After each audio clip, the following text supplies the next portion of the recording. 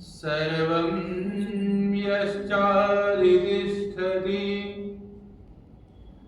स्वयस्य च केवलं तस्मै ज्येष्ठाय ब्रह्मणे नमः।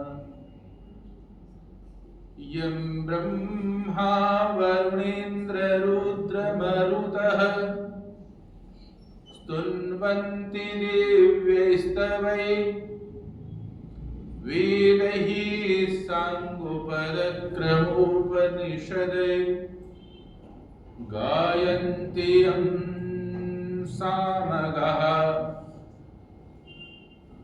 ध्यानावस्थिततद्गतेन मनसा पश्यन्ति यं योगिनः यस्यान्तं न विदुः देवाय तस्मै नमः। देवाय तस्मै नमः। उपस्थित मातृशक्ति धर्म प्रेमी सज्जनों, आर्य समाज के समस्त अधिकारी,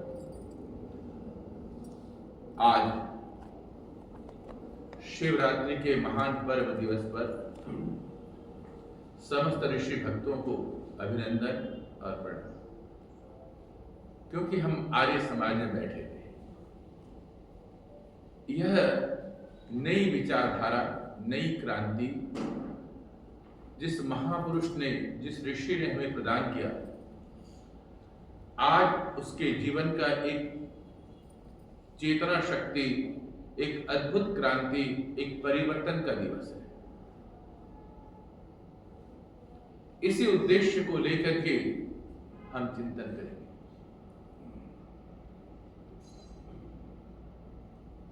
हमारे प्राचीन और वैदिक काल से सबसे प्राचीनतम ग्रंथ है वेद,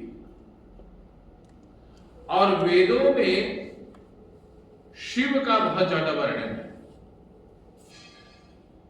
शिव जो है एक देवता के रूप में वर्णन है, अर्थात जितने भी हम हिंदू हैं, सभी के घर में वेदों की संकल्पना के माध्यम से शिव की प्रतिष्ठा है। यजुर्वेद में रुद्र के रूप में 8 अध्याय का पूरा वर्णन है। चारों वेदों में अगर देखेंगे तो अनेकों बार शिव और रुद्र के नाम से वर्णन है, और 8 अध्याय में तो रुद्र के भिन्न भिन्न स्वरूप, भिन्न भिन्न शक्ति, भिन्न भिन्न ऊर्जाओं का उसमें वर्णन है कि शिव की कितनी शक्ति है, कितनी ऊर्जा है, कितनी ताकत है, इसका विशेष का वर्णन है। हम उसे भक्ति रूप में वर्णन करते हुए उसे दिव्य आशीर्वाद की कामना करते हैं। ऐसे बहुत सारे परिवार हैं जो सनातन परंपरा पे जीवित थे, और आज आर्य समाज भी इसका वर्णन करता है। शैव मत एक बहुत बड़ा मत है जिसमें शिव को ही प्राथमिकता दी जाती है। स्वामी दयानंद जी ने सत्यार्थ प्रकाश के पहले समुल्लास में 100 देवताओं का भगवान के रूप का वर्णन किया है। वहां पर रुद्र का नाम भी लिखा है, वहां पर महादेव का नाम भी लिखा है, और वहां पर शिव का नाम लिखा है। तीनों नाम लिखा है जो सत्यार्थ प्रकाश के पहले समुल्लास में। तीनों का दिव्य अर्थ उन्होंने किया है। तीनों की अलग अलग ऊर्जाएं, अलग अलग शक्ति हैं। वो शक्ति को हम अपने जीवन में कैसे आधान कर सकते हैं, इसका वर्णन ऋषिवर देव दयानंद ने सत्यार्थ प्रकाश में लिखा है। हम अगर थोड़े से प्राचीन काल की ओर चलते हैं, मतलब ऋषिवर देव दयानंद का जन्म क्यों, जो 12 फरवरी को सब लोगों ने मनाया।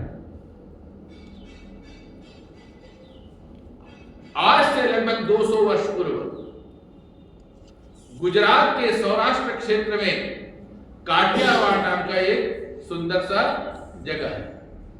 वहां एक तिवारी परिवार रहते थे, और उनके परिवार में शिव की बड़ी आराधना होती थी।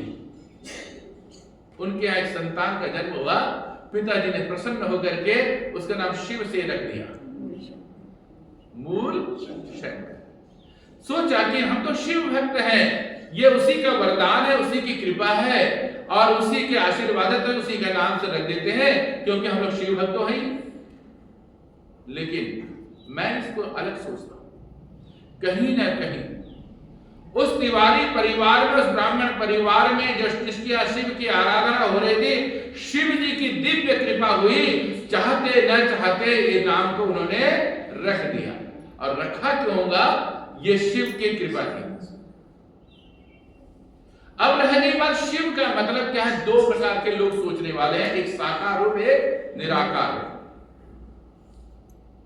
ज्यादातर लोग साकार रूप को सोचते हैं। शिव का मतलब जो उन्होंने मूर्ति देखी है, जो उन्होंने उसकी एक मुद्रा देखी, शिव मुद्रा, जो उसके पास त्रिशूल है, जो उसके पास वाद्य यंत्र डमरू है, जो उसके पास गंगा की परम पावन धारा उसके सिर पर विराजमान है, और सबसे बड़ी बात तो यह है वो एक योग मुद्रा पर वो उपस्थित है।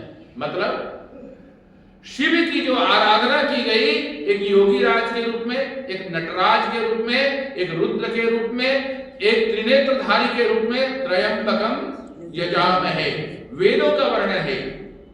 और तो और जब 8 सूत्रों से पुरुष के नाम से कहा गया है, संपूर्ण मतलब संपूर्ण ब्रह्मांड को पुरी नगर कहा गया है। संपूर्ण ब्रह्मांड में जो शक्ति जो विराजमान है, उसे रुद्र के रूप में, शिव के रूप में आराधना की गई है। तो ऐसे परिवार में जहां पर शिव की भक्ति की जा रही थी, तो एक चेतना की उपस्थिति आई। और चेतना कहां आता है जानते हैं? मन में, शरीर में नहीं, परिवार में नहीं, मन में। जब मन में ऊर्जा उत्पन्न होती है तो आपका सीना तन जाता, आपका चेहरा भी खिल जाता है। अगर मन में निराशा उत्पन्न हो तो अपने आप ही चेहरा मुरझा जाता है और अपने आप ही व्यक्ति झुक जाता है।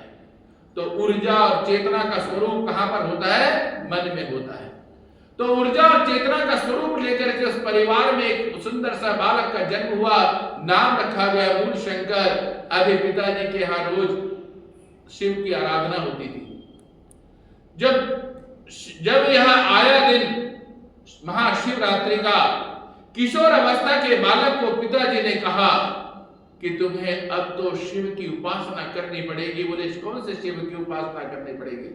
देखो, व्रत रखोगे, संकल्प करोगे, आराधना करोगे, वाद्य यंत्र के साथ, ढोल मंजीरे के साथ उसे गुणगान गाओगे, स्वयं कैलाश के पर्वत में स्थित शिव जी आएंगे आपको दिव्य आशीर्वाद देने के लिए। उसके मन में उत्साह जागा, उमंग जागा, खुशियां जागी कि पिताजी ने कहा इसको मैं मान लेता हूं। उस समय मां ने बड़े प्रेम से कहा कि नहीं, अभी ये बालक है, इसको रहने दो, क्यों भूखा रख रहे हो, क्यों व्रत दिला रहे हो? लेकिन पिताजी शैव भक्त थे। उसने कहा कि अगर अभी से संस्कार में नहीं डालूंगा तो इसको शिव का आशीर्वाद कैसे मिलेगा? मां ने कहा कि नहीं, कुछ बड़ा होकर के वो कर लेगा। पर पिताजी के हट से उसने कहा कि मैं व्रत रखूंगा। आदेश मानना था, मान लिया। आज चेतना दिवस है, ऊर्जा दिवस है। वो अविनाशी, वो शक्तिशाली, वो महान दिव्य शक्ति, वो बालक शिव शंकर के मन में प्रतिष्ठित हो रहा है। सामने में बैठ करके समस्त आराधनाओं को देख रहा है, आनंद ले रहा है जिंदगी का, उपवास भी किया हुआ है। अचानक जो भी प्रसाद श्रद्धा से भक्तों ने चढ़ाया था, उस भक्ति से संपन्न समस्त वस्तुओं को एक पार्थिव शिव के सामने में जब रखा गया, और वहां पर रात्रि को जब 10-11 बजे के लगभग शिव की आराधना का समय होता है, तो आसपास के कुछ चूहे आ जाते हैं, मूषक आ जाते हैं। जब उन्होंने अपना काम करना शुरू कर दिया तो इसके मन में चेतना जागी। पिताजी ने तो कहा था, जब तुम व्रत करोगे, जब आराधना करोगे, जब तपस्या करोगे, तब क्या होगा? शिव स्वयं उपस्थित होंगे, तुम्हें दिव्य आशीर्वाद प्राप्त करेंगे, और प्राप्त करते हुए तुम्हारे को वो स्वयं साक्षात होकर के उपस्थित करेंगे। आज सारे विश्व में ये स्थिति है। घर घर से लोग जल लेकर के जा रहे हैं, घर घर से वाद्य यंत्र लेकर के जा रहे हैं, लेकिन सबसे बड़ी बात क्या जानते हैं? हमारे शिव के दृष्टि में फर्क है। वहां पर जाकर के तो जल चढ़ा रहे हैं, लेकिन आज समाज की क्या स्थिति है? बालक युवा होते ही, किशोर अवस्था आते विद्रोह करना चाहता है, अपने माता पिता को के सामने में, अपने समाज के सामने में अपना रुद्र रूप को दिखाना चाहते हैं, लेकिन शिव का रुद्र रूप अलग है। शिव की आराधना करते समय आप देख रहे हो कि आधी आंखें खुली रहती और आधी बंद रहती। क्यों? वो कहते हैं जब मेरा अंदर क्या होगा? विनम्र होगा, मैं अंदर से सॉफ्ट होऊंगा, मैं अंदर से जो है ना हर एक के लिए करुणा से ओतप्रोत होऊंगा। जब मेरे अंदर करुणा होगा और मैं समाज के लिए, राष्ट्र के लिए, विश्व के लिए मैं क्या होगा? रुद्र सशक्त बनूंगा। जब ये भाव उत्पन्न होगा तब क्या होगा कि शिव की आराधना होती है, लेकिन आज समाज की स्थिति बिल्कुल अलग है। किसी से बात करो तो जो शिव ने कहा था कि आधी आंख बंद करो, पूरी आंख खोल करके तरेर के देखो। रास्ते में चले जाओ, लोग आपस में एक दूसरे को तरेर करके देखना चाहते हैं, आंखों को घूर के देखना चाहते हैं। ये शिव के उपासक हैं, ये रुद्र के उपासक हैं।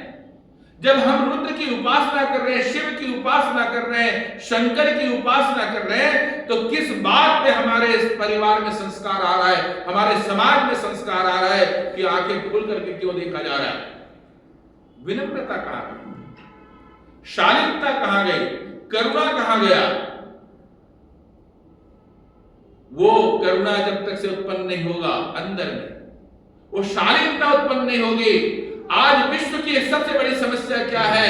एक देश दूसरे देश को समाप्त कर देना चाहता है। एक समाज में एक प्रकार के लोग दूसरे समाज के लोगों को समाप्त कर देना चाहते हैं, क्योंकि अंदर आक्रोश है, गलत रूप में बैठ गए श्री रुद्र। वो एक ऊर्जा है, एक शक्ति है। वो शक्ति और वो ऊर्जा गलत दिशा में जब प्रवाह हो जाएगा तो वो विनाश कर देता है। जैसे नदी प्रवाह आ जाए, बाढ़ आ जाए, अगर बाढ़ को संतुलित करके खेतों में भेज दिया जाए तो वो क्या जाती? धरती शस्य श्यामला हो जाती है। लेकिन वो अनियंत्रित हो जाए तो वही जो शस्य श्यामला भूमि है वो विनाश हो जाता है। आज समाज की स्थिति है। एक शिव का उपासक समाज के कल्याण के लिए राम ने क्या किया था? जगह जगह जाकर के दुष्टों का दलन किया था। एक शिव का उपासक रावण जब शिव की आराधना करके समाज में कुरूपता फैलाता है, तब उसके शिव की उपासना नित्य दिशा पर प्रवाह होता है। और एक वही शिव का उपासक जब सही दिशा में अपने ऊर्जा को प्रवाहित करता है तो वो समाज का कल्याण करता है, विश्व के लिए अनुकरणीय बन जाता है, विश्व के लिए वंदनीय बन जाता है। आज वही मूल शंकर भी उपासना कर रहा है, उसके मन में चेतना उत्पन्न हो रही है। वो कह रहा है कि योगा चित्त वृत्ति निरोधा, मैं आज उस देवादिदेव शिव से मैं अपने आप को युक्त करना चाहता हूं, उसके सामने में झुक करके अपने आप को समर्पित करना चाहता हूं। लेकिन देखता है क्या है, उसकी ऊर्जा, उसकी शक्ति उसके सामने में नजर नहीं आती, क्योंकि भोला बालक था, देखने का तरीका भिन्न था। लेकिन कुल परंपरा पे जो धार्मिकता के संस्कार थे, जो कुल परंपरा पे जो वेदों का संस्कार था, वो शिव शक्ति उसकी जाग रही है। और वो आज उसका तीसरा नेत्र जाग रहा है, उसके देखने का तरीका भिन्न है। अपने लोगों से पूछा, क्या ये वही शिव है जो कैलाशवासी है? कोई शांत रहा, कोई जवाब नहीं दिया, कोई, क्योंकि कोई ऊँघ रहा था, कोई सो रहा था, कोई थका हुआ था। गया पिताजी के पास, पिताजी आपने तो मुझसे कहा था ये दिव्य स्वरूप है, इसकी आराधना से वो हिला देगा हमको, वो हमारी नकारात्मक ऊर्जाओं को समाप्त कर देगा, सामने में उपस्थित होकर के तुम्हें वरदान देगा। लेकिन मैं तो देख रहा हूं कि वो तो अपने ही वस्तु को संभाल नहीं पा रहा। उसने कहा कि मूल शंकर, असली कैलाश तो, असली शंकर तो कैलाश पर्वत में रहता है, जो वहां पर जाके उसकी आराधना करता है तो देखो उसके समस्त दुर्गुणों का निवृत्ति हो जाती है। उसे स्वयं शिव जी आराधना देते हैं और आशीर्वाद देते हैं, उसकी सकारात्मक फल मिलता है। उसी समय में उसकी चेतना बदल जाती है, उसकी मानसिकता बदल जाती है। मन में संकल्प ले लेता है, एक व्यक्ति के मन में कोई भी संकल्प ले लेगा तो उसकी ऊर्जा उसी दिशा में प्रवाहित होनी शुरू हो जाती है। मनोविज्ञान, हिप्नोटिज्म का यही सिद्धांत है। वो कहते हैं आप किसी व्यक्ति को मन में 100 बार कह दो एक बात को तो उसी तरीके से वो समझना शुरू कर देता। कहां? सिर्फ कान से सुना, मन को प्रवाहित किया और शरीर में कार्यशैली बदल गई। उसी प्रकार से पिताजी की आवाज उसने सुना ध्यान से, मन में कान से आवाज गई, मन में एक संकल्पना पैदा हो गई, मेरी चेतना जाग गई, मुझे तो असली कैलाश पर्वत में जाना है और वहां जाने के लिए क्या चाहिए? तो उन्होंने कहा था सत्य ज्ञान, सच्चा ज्ञान का मार्ग। आज समाज में बहुत सारा ज्ञान फैला हुआ है, भिन्न भिन्न प्रकार की शिक्षा प्रणाली हमारे पास है, अनेक सारे विद्वान उपस्थित हो रहे हैं, बालक और बालिकाएं स्नातक परास्नातक हो रहे हैं, इंजीनियरिंग कर रहे हैं, डॉक्टरी कर रहे हैं, अलग अलग विषय में एमबीए कर रहे हैं, अलग अलग विषय में निष्णात हो रहे हैं। लेकिन क्या कर रहे हैं? हम और हमारा परिवार और हमारा समाज उसके अंदर एक ही भाव पैदा कर रहा है, सिर्फ अर्थ अर्थ धन धन धन धन, धर्म को छोड़ दिया। जबकि हमारे हिंदू शास्त्र में 4 सिद्धांत है, धर्म अर्थ काम और मोक्ष। तो पहला सिद्धांत क्या है? धर्म। धर्म पूर्वक धन अर्थ उपार्जन करो और अर्थ को उपार्जन करके धर्म के लिए खर्चा करो, दोनों का ताना बाना रहेगा तो तुम्हारी कामनाएं भी पूरी होंगी, तुम्हारे को मुक्ति भी प्राप्त मिलेगी। लेकिन हमारा एक सिद्धांत गायब हो गया, दूसरा सिद्धांत मजबूत हो गया है। कहते हैं कि धर्म क्या है? तो वो कहते हैं कि चलो दादा दादी ने कह दिया कि गायत्री का जाप कर लो, परिवार वालों ने कह दिया, साल में एक आध बार कर दिया, लेकिन बालक को कहते तुम क्या करोगे, बैठे तुम पढ़ाई पर ध्यान दो। लेकिन प्राचीन सिद्धांतों में, गुरुकुलों में भी परंपरा थी, दोनों को समान रूप से जोड़ा गया था। आज भी अगर हमारे समाज में, हमारी संस्कृति में दोनों चीजों को समान रूप से जोड़ा जाए तो वो जो है चरम उत्कर्ष को प्राप्त होगा। राम ने भी यही किया था, आचार्य के कुल में जाकर के उसने धर्म का भी अध्ययन किया और अर्थ का भी अध्ययन किया, राज्य का शासन का भी प्रणाली को अध्ययन किया, राजनीति को अध्ययन किया, दोनों को सामंजस्यता पैदा की। तो हम आगे वो क्या बन गए? मर्यादा, मर्यादा पुरुषोत्तम राम बन गए। वो हमारे लिए प्रभु तुल्य बन गए, वो हमारे लिए अनुकरणीय बन गए, वो हमारे लिए वंदनीय बन गए। जहां पर धर्म अर्थ दोनों को समानता से ली जाती है तो वहां पर तो शिव की आराधना करने वाले व्यक्तियों, हमारे 8 अध्याय में यजुर्वेद में रुद्र के रूप में वर्णन है। हम बार बार त्र्यंबकम यजामहे से शिव की आराधना करते हैं और संध्या के मंत्रों में नमः शिवाय च शिवतराय च का आराधना करते हैं। लेकिन आराधना करने से पहले एक बात का ध्यान रखना, शिव मुद्रा में आना आवश्यक है, योग मुद्रा में आना आवश्यक है, तभी आप अपने अंदर को देख सकेंगे। तो अंदर में जब विनम्र होंगे, बाहर समाज के लिए कठोर होंगे, तो आप जो है शिव की आराधना करते, नहीं तो संध्या आपका विफल है। अब मैं आपसे कह रहा था कि पिताजी ने कहा कि जाओ कैलाश पर्वत में सर्वोच्च शिखर पे, जहां ठंडा ही ठंडा है, वो यहाँ पर मान सरोवर है, वहां पर जाकर के तुम आराधना करो तो सच्चे शिव का दर्शन होगा। संध्या के मंत्रों में यही है, भू पुनः शिरसि, और लास्ट में क्या होता है? 7वें बार सत्यम पुनातु पुनः शिरसि, पुनः मैंने दोबारा जाओ, सारे संसार को खोज लो, एक एक अंगों को खोज लो, लेकिन पुनः वापस उसी सिर पे चले जाओ जो हमारे सिर जो है सर्वोच्च स्थान है। मनुष्य की मनुष्यता किससे है? हमारे पास बुद्धि है, हमारे पास विवेक है, हमारे पास चेतना है, हमारे पास मन है। अगर उस सर्वोच्च शिखर पे जाकर के थोड़ी देर बैठ करके अपनी चेतना को, अपने अनुभवों को आधे आंख शिव मुद्रा में बैठ करके नहीं देखोगे तो हमारा शिव की आराधना बेकार है। कितने बार भी मंत्र पढ़ लो, कितने बार भी जल चढ़ा लो, कितने बार पुष्प अर्पण कर लो, मैं कहता हूं कि वो सारे के सारे भौतिक विधियां हैं, लेकिन अंतर्ज्ञान के मुद्रा से जब देवादेव शिव जो है, देवादेव शंकर जो है, जब आराधना कराता है आपके मन में जाकर के, तो संस्कृत में शब्द है जो कि स्वामी दयानंद जी ने सत्याप्रकाश के पहले समुल्लास में लिखा है, शंकरोति की शंकर, जो शांति देता। जो शांति देता हो और जो हमारे मन में शांति देता हो, जो हमारे विचारधाराओं में शांति देता हो, हमारी वाणी को, हमारे जुबान को एकदम कंट्रोल करता हो। ऐसा नहीं कि मन में कुछ और सोच रहे हैं कि दिमाग में कुछ और निकल रहा हो, वो हमारे अंदर की भावनाएं होती है, स्पष्ट हो जाते हैं। हमारी आंखें खुली ज्यादा रहती हैं तो हमारे अंदर की भावनाएं, वो हमारा मन है, वो हमारा संकर करवाता है और वो करता है। जब मन में क्रोध होगा तो देखना, आप शरीर करके देखोगे, आंखों खोल करके। जब मन में शांति होगी तो बड़े प्रेम से देखोगे, देखने की दृष्टि में फर्क हो जाता है, वाणी में फर्क हो जाता है। तो शंकर की उपासना करने वाले व्यक्तियों सबसे पहले अपने सिर पर जाकर के वहां पर शंकर को, जो चेतना के रूप में बैठा हुआ है, मन के रूप में बैठा हुआ है, उसके पास जाकर के उपासना करोगे, दयानंद की तरह, मूल शंकर की तरह तुम्हारा जीवन परिवर्तित हो जाएगा। निकल पड़ा दयानंद, निकल पड़ा ज्ञान की खोज में, जगह जगह जाकर के अनेक गुरुओं से, अनेक साधुओं से, अनेक संतों के चरणों में गया और सबसे एक ही प्रश्न पूछता था, क्या तुमने सच्चे शिव का दर्शन किया है? तो कोई कहता है कि ये करो, कोई कहता है वो करो, कोई कहता है मस्त हो जाओ। इसीलिए उसके उपासक ऐसी चीजें चढ़ाते हैं जिससे वो अपने आप को भाव विभोर हो जाते हैं, ऐसे नशे वाले चीजें चढ़ाते हैं और तो प्रसाद मांग करके स्वीकार करते हैं। लेकिन सच्चा नशा तो यही है जो भगवान को लग जाए, जो मीरा को लग गया था, जो दयानंद को लग गया था। दयानंद को एक ही नशा था कि मुझे सच्चे शिव का दर्शन करना है, उसके लिए मुझे कितना भी ज्ञान अर्जन करना पड़े, कितने भी गुरुओं के पास जाना पड़े, वो चला गया।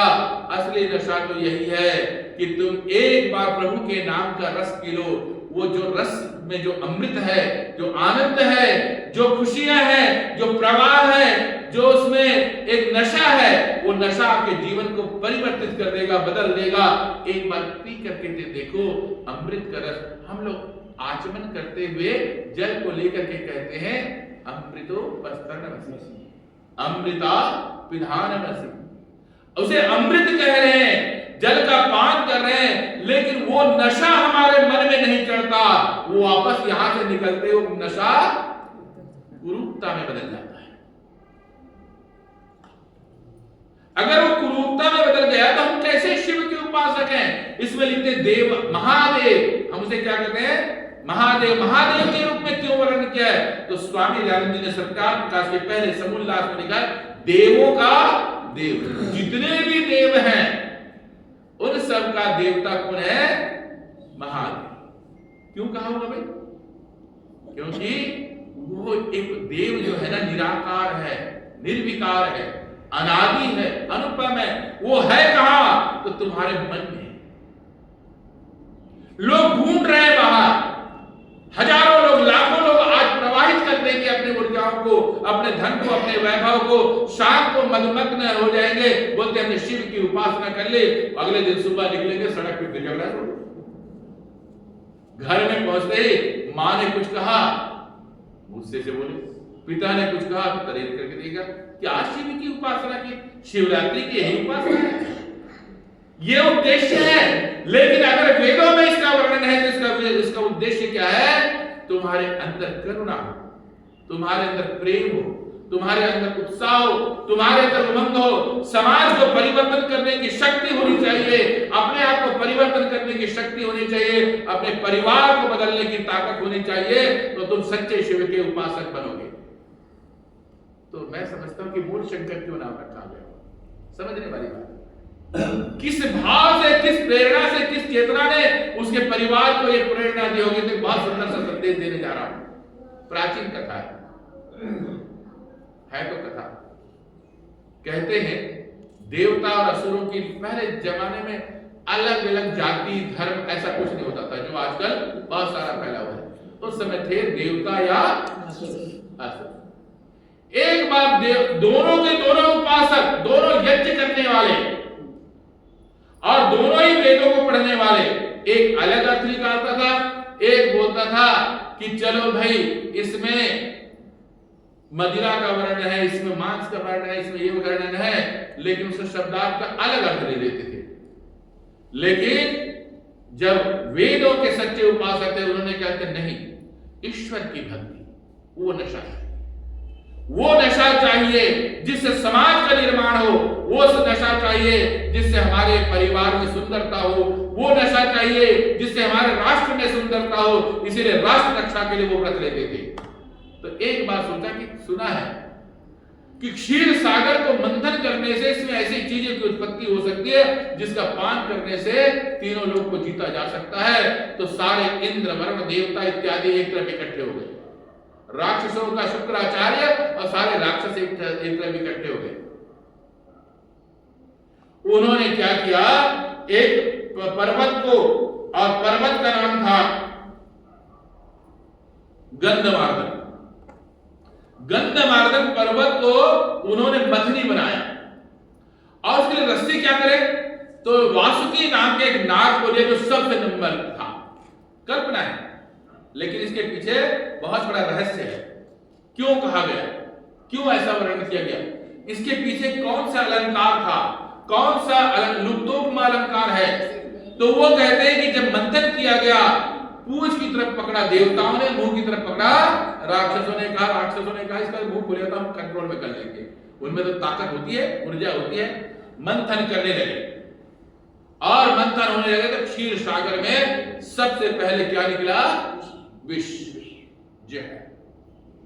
आज यही स्थिति सब परिवार में, सब व्यक्तियों में।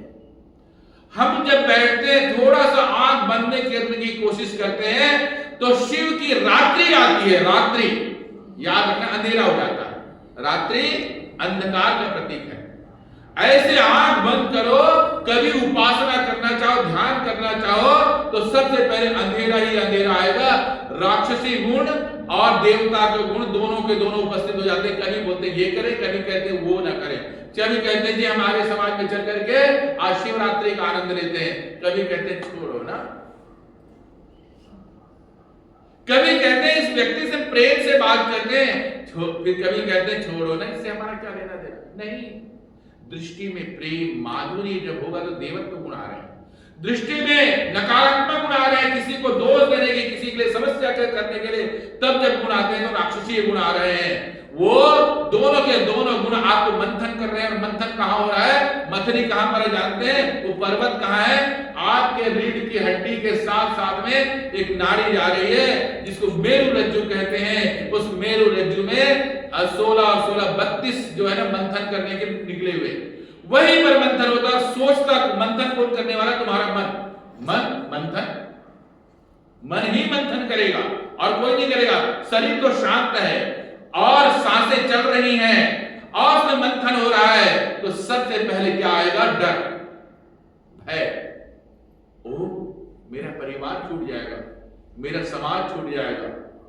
अगर स्वामी दयानंद के मन में, मूल शंकर के मन में आता मेरा परिवार छूट जाएगा, मेरा समाज छूट जाएगा और मेरा धन वैभव छूट जाएगा, तो उस ज्ञान की प्राप्ति के लिए वो कदम बढ़ाते हुए आगे नहीं निकल सकते थे। मन से जुड़े हुए थे, लेकिन सम्मान भी था, लेकिन उनको ज्ञान की प्राप्ति की एक बेहद लालसा चल पड़े गुरु के चरणों में, वहां ज्ञान का मंथन कर रहे हैं। आज मंथन हो रहा है, वो धर्म सही है, ये धर्म सही है, ये विधि सही है, वो विधि सही है, मंथन हो रहा है, मंथन हो रहा है। अंत में क्या होता है, सबसे पहले विष कुंभ निकला। विष कुंभ में क्या निकला, अनेक सारे पौराणिक विद्वान खड़े हो गए, कोई जहर दे रहा है, कोई पत्थर मरवा रहा है, कोई कुछ करवा रहा है, बोले कि ये सच्चे बात को वर्णन करता है, इसको हम जीने नहीं देंगे, नहीं तो हमारे अंधविश्वास में जनता रहेगी तो हमारी सेवा होती रहेगी। इस बात को लेकर के मंथन हो रहा है। लेकिन सत्य ज्ञान जब सामने में आया तो बाद में क्या आया, अमृत कलश, इसका नाम रखा गया आर्य समाज। और एक संदेश दिया गया, क्या वेदों की ओर चलो।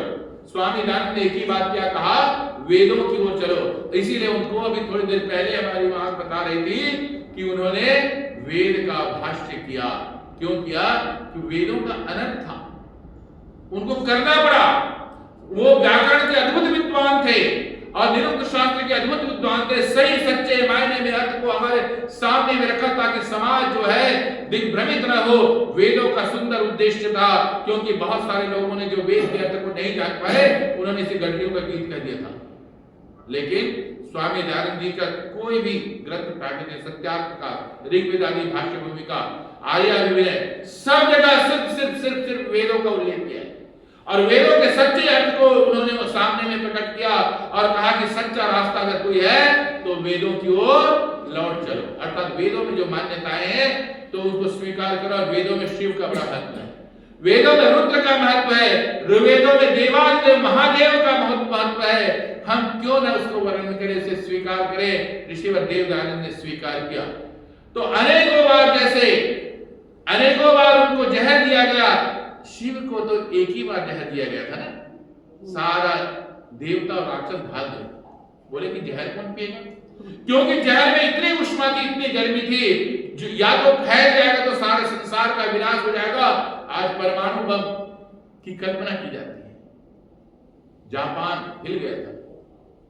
उस जमाने में भी परमाणु पैदा हुआ था जो समुद्र से पैदा हुआ था। अब वो कहा गया था अगर ये फैल गया तो सारे विश्व का समाप्ति हो जाएगी, ब्रह्मांड जो है लुप्त हो जाएगा। तो बोले इसको कौन संभाल सकता है? तो सब ने कहा एक ही तपस्वी है, एक ही योगी राज है जो योग मुद्रा में बैठे रहते हैं, जिसके गले में सांप लपटा हुआ है, जिसके हाथ में क्या है, सत्व रजस तमस की समानता है, वो त्रिशूल है। जब व्यक्ति के अंदर सत्व रजस तीनों गुण समान धर्म में आ जाता है तो वो योगी राज कहलाता है, वो नटराज कहलाता है।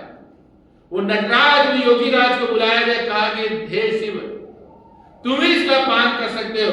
उसने एक लंबी गहरी सांस ली योग मुद्रा के माध्यम से, कहा मैं विश्व के कल्याण के लिए मैं जहर को पी सकता हूं। और उसने पिया तो उसका तक ही नीला हो गया, इसलिए उसका नाम क्या नाम हो गया, नीलकंठ। क्या नाम हो गया, नीलकंठ। स्वामी दयानंद जी ने भी तो तुम्हारे लिए जहर पिया था, सत्य ज्ञान को फैलाने के लिए। आखिरी टाइम में भी स्वामी दयानंद जी को भी जहर दिया गया और जहर से उनकी मृत्यु हुई थी।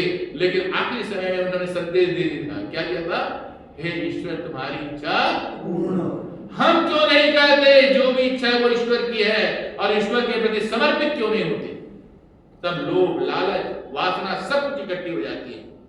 उस समय में एक अमृत का कुंभ उत्पत्ति हुई थी, उसको पीने के लिए सबसे पहले चोरी करके राक्षस भाग रहे हैं, पीछे पीछे देवता भाग रहे हैं। अमृत का पान सब करना चाहते हैं, लेकिन अमृत पान करने से पहले आपको अपने मंथन करना पड़ेगा, प्राणायाम करना पड़ेगा, ध्यान करना पड़ेगा। जब सारा रात्रि आ जाए तो उस समय में एक दिव्य प्रकाश की उत्पत्ति होगी, वो कहीं और नहीं होगी, तुम्हारे मन में उत्पत्ति होगी। वो प्रकाश की किरणें, वो ज्योति की किरणें, तो वो चेतना की किरणें जो तुम्हारे मन के अंदर है, जिस समय में वो तुम्हारे को प्रकाश देगा, तुम्हारी ज्योति देगा, उस समय में तुम्हारे सच्चा मार्ग दिखेगा। उस समय वेद का मंत्र आएगा, क्या कहेगा, तन्मे मनः शिव संकल्पमस्तु। हे शिव, मैंने एक संकल्प लिया था। क्या संकल्प लिया था? अपने शरीर को तपाऊंगा, समाज के लिए समर्पित होऊंगा, परिवार के लिए सुंदर बनाऊंगा, स्व कल्याण के लिए दूंगा, राष्ट्र कल्याण के लिए मैं इस संसार को मैं आया हूं। इस उद्देश्य को लेकर के जो संकल्पना करते हैं, उस संकल्प ऋषिवर देवदयानंद के शरीर में उत्पत्ति हुई। वो चाहते तो किसी गिरी कंदरा में गुफा में बैठ करके तपस्या योग निद्रा में रह करके ध्यान मग्न होकर के अपने आप को परम साधना में जा सकते थे, जैसे अनेक ऋषियों ने किया। लेकिन उन्होंने क्या किया, उसको भी पाया और शिव को साधना रख करके वो शैव परिवार से थे, अपने मन में शिव की शक्ति को जगाया, ऊर्जा की शक्ति को जगाया, अपनी ऊर्जा, अपने सत्य ज्ञान और अपने वेद के ज्ञान को विश्व कल्याण के लिए फैला दिया। इसीलिए वो दयानंद महान दयानंद है, योगी राज दयानंद है। तो शिव की साधना आसान है भी, लेकिन जब तक से आपकी चेतना नहीं जागेगी, आपके अंतर मन में प्रकाश नहीं होगा, आपके अंतर मन में वह ज्योति नहीं जागेगी, तब तक से हम अधूरे शिव भक्त हैं, अधूरे आर्य समाज के भक्त हैं। और हम ये जरूर है, मान्यताओं को पढ़ते हैं, सिद्धांतों को पढ़ते हैं, अनुकरण नहीं कर पा रहे हैं। कहां अनुकरण करना है? हम बाहर का अनुकरण कर रहे हैं, लेकिन अंदर में अनुकरण करना भी अनिवार्य है, क्योंकि शिव की जो मुद्रा है, आधा अंदर और आधा बाहर, आधा अपने लिए, आधा समाज के लिए, जैसे ऋषिवर देवदयानंद ने किया था। तो इस प्रकार से शिव की आराधना चेतना की आराधना है, स्मृति शक्ति की आराधना है, संकल्पना की आराधना है। इसीलिए मन की 5 शक्ति कहा गई है। पांचों के पांचों शक्तियों का वर्णन जो है योग दर्शन में आता है। जिस दिन मन जागा सारा संसार जाग जाएगा। जिस दिन तुम चेतना में परिवर्तन होगे तुम्हारा परिवार भी चेतना में परिवर्तन हो जाएगा। जिस दिन तुम्हारे चेतना में माधुर्य आ जाएगा तुम्हारी वाणी में माधुर्य आएगा। जिस दिन तुम्हारे चेतना में माधुर्य आएगा तुम्हारा समाज बहुत विकसित होता चला जाएगा। यही इस शिव शक्ति के आराधना है। अंत शिव के सिर पर क्या है? गंगा। कहते हैं जब शिव ने जब विष पान किया इतनी गर्मी पैदा हुई सहन करने की ताकत नहीं थी। तब उस समय में क्या हो जाता है? गंगा जी को प्रवाह जो है देवताओं ने क्या किया? उसके सिर पर प्रवाहित कर दिया। गंगा की उत्पत्ति वही हो गई। हमारे मन में भी तो शिव है, वहीं पर गंगा की तरह शांत क्यों नहीं होता? गंगा के जल को ला करके 2 बूंद मिला करके लोग कहते हैं गंगा मय हो गया, गंगा जल हो गया। क्या एक बूंद पवित्र जल को लेकर के वेद ज्ञान की गंगा को लेकर के एक बूंद अपने शरीर में डाल दे, अपने दिमाग में डाल दे तो हमारा भी जीवन भी उतना ही पवित्र होना चाहिए, उतना ही शीतल होना चाहिए, उतनी ही वाणी में शांति होनी चाहिए, उतने ही वाणी में शीतलता होनी चाहिए जितनी परम पावन धारा गंगा जितने सुंदर है। गंगोत्री का प्रवाह यहीं से है, दिमाग से। सत्यम पुनातु पुनः शिरसि, सिर पे ही गंगा का प्रवाह है। तो सारे के सारे शिव की मुद्रा जो है उसको ध्यान रखने के लिए आप थोड़ी देर के लिए अपने अंतर मन में प्रवाहित हो जाए, वहीं पर गंगा की धारा को प्रस्फुटित कर दे। वहीं उसके त्रिशूल है सत्व रजस तमस की साधना को एक बैलेंस कर दे कि मेरे अंदर न अधिक तामसिकता हो, न अधिक सात्विकता हो और न ही राजसिकता हो, तीनों का बैलेंस्ड बने जिससे मैं अपने जीवन को पवित्र कर सकूं। यही शिव की आराधना जिसे स्वामी दयानंद जी ने इसको स्वीकार किया था, क्योंकि उसके पिता जी ने उसका नाम रखा था मूल शंकर। शंकर के मूल में पहुंच गया, शंकर का जो उद्देश्य है उसमें पहुंच गया, इसीलिए उसका नाम शंकर ही नहीं रहा, मूल शंकर में हुआ। इसीलिए लास्ट में उसका नाम था दयानंद। क्यों हो जानते हैं? उसके पास दया करने में ही आनंद आता। कोई जहर ला रहा है उसको बुला करके गले मिल लेते हैं, कहते हैं ये ले पैसे, तू भाग जा नहीं तो राजा तुझे मरवा देगा। दया। समाज में कुरूपता है, समाज में पत्थर फेंक रहे हैं, बच्चों को बुला करके कहते हैं लो मिठाइयां खा लो, तुम्हें तो अपना नहीं पता नहीं क्या कर रहे हो। जिसने करवाया वो देखेगा, जो तुम्हारे ऊपर पत्थर फेंक रहा है उसके ऊपर भी मैं मिठाइयां दे सकता हूं। लोग कहते हैं कि नहीं तुम्हें हम राजगद्दी दे देंगे, राजगद्दी को स्वीकार कर लो, भक्तों की गद्दी, तुम महंत बन जाओगे, संत बन जाए। तो बोले कि इतना बड़ा विशाल जो ईश्वर का दिया पृथ्वी है, मैं कहां तक जाऊंगा? ये सारे उसी की राज्य है, मैं उसकी गद्दी को अपनाना चाहता हूं, इसीलिए मैं उसको अपने आप को समर्पित कर देना चाहता हूं। तो इसलिए उसका नाम था दयानंद, क्योंकि वो दया करने में ही आनंद आता था। इसीलिए सब लोग दोनों हाथ उठा करके बोलिए, जोर से बोला, ऋषिवर देव दयानंद की जय। थोड़ा खुल के बोलो, ऋषिवर देव दयानंद की जय। एक बार ऋषिवर देव दयानंद की जय। अब इसका नाम शिवरात्रि का नाम क्या नाम है? बोधरात्रि। क्योंकि शिव जी की उपासना के दिन उनका मन बोध में आ गया, चेतना में आ गया, जागृति में आ गया, सत्य ज्ञान में आ गया। क्यों ना हम अपने आप को बोधरात्रि बनाएं, हम भी अपने आप को बोधरात्रि की ओर ले चले। इन्हीं शब्दों के साथ आज यह समाप्ति करता हूं। ओम शांति शांति।